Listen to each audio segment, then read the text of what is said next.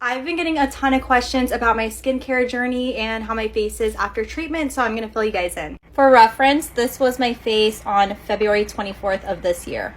So a little background story, my skin has always been very clear, and now that I'm approaching 30, I feel like my face completely switched on me. And like I've tried it all, switching products, changing my diet, drinking tons of water, and I would still break out. But I am a picker, so I will own up to that, and that's what did a lot of damage to my face. Also, my skin scars very easily. I went in on February 7th for a scheduled microneedling appointment, but they sent me away because I had picked my face raw. And the esthetician was like, yeah, I can't do your face. We're gonna spread bacteria all over your face and it's gonna make it worse. She was like, you really need to stop picking your face. Let's try to reschedule for next week. So I left crying. I was in tears. I needed to hear that, but I was in tears. But that was the moment that I decided that I was done picking my face. And if you're not a picker, it's really hard to understand.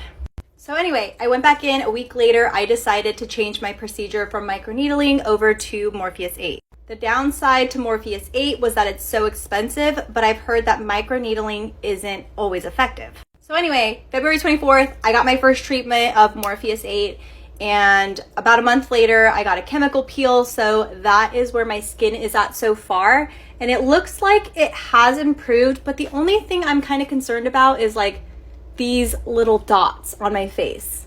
And I'm not blaming the esthetician because she said that it could take 6 to 12 months to see full results. And I only got one treatment. I still have 2 more, but this kind of concerns me a little bit.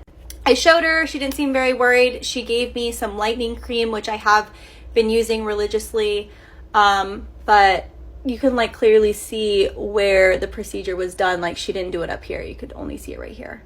And then she did it on this side too, but you can't really see any clear lines. Other than that, the texture has improved. I stopped breaking out as much. I think a lot of that has to do with the fact that I stopped picking my face.